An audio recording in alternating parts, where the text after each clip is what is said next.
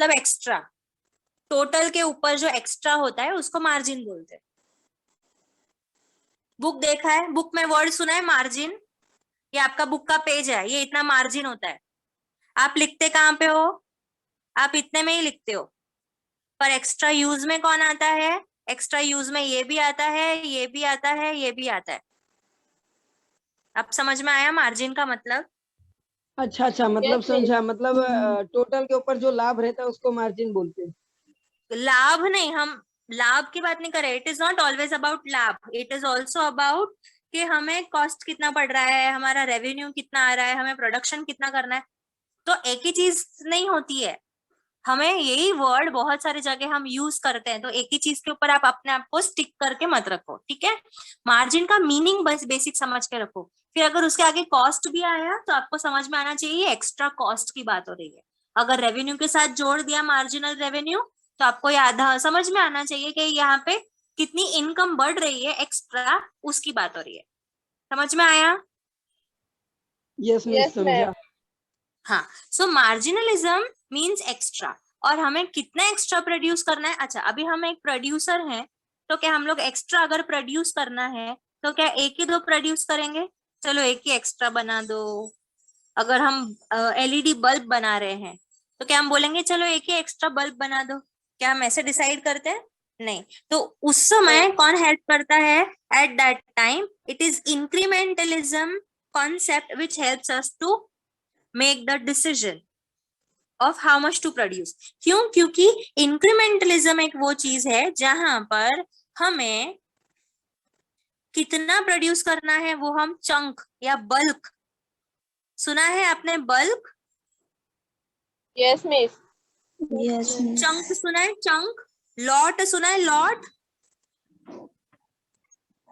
Yes miss, दोनों सुना है। हाँ, सो ये Yes, क्या miss. होता है? अभी हम अगर एलईडी बल्ब बनाने वाले हैं, ठीक है, हम क्या बनाते हैं? हम बनाते हैं एलईडी बल्ब।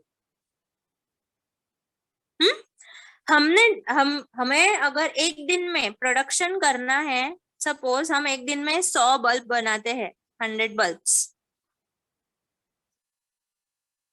हम एक दिन में 100 बल्ब बना के प्रोड्यूस कर सकते हैं, ठीक है। अब हमें अगर ऑर्डर आता है 4 दिन के बाद कि हमें 500 उसको डिलीवर करना है, 500 क्या बल्ब उसको देना है, किसी ने हमसे डिमांड कर दी कि भाई मुझे तू 500 बल्ब दे दे, मैं मेरे को यहाँ पे डिमांड आया है, ये होटल में 500 बल्ब की जरूरत है, तू मुझे बल्ब दे दे। अगर हम एक दिन में 100 बल्ब बनाते हैं और हमें कल के कल 500 की डिलीवरी देनी है, तो क्या ये पॉसिबल होगा?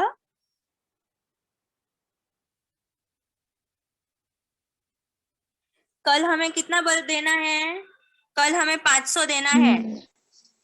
हम एक दिन में 100 बल्ब बनाते और हमारे पास आज 100 बल्ब है, कल हम लोग को 500 मंगाया है उसने, क्या हम दे पाएंगे, सप्लाई कर पाएंगे उसे? No miss. No miss.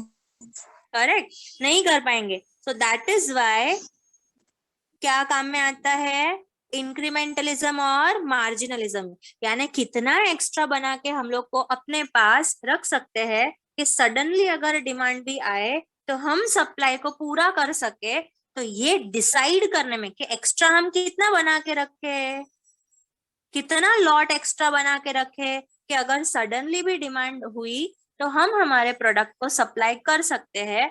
इसलिए मार्जिनलिज्म और इंक्रीमेंटलिज्म दोनों कॉन्सेप्ट हमें डिसीजन मेकिंग में मदद करते हैं। समझ में आया?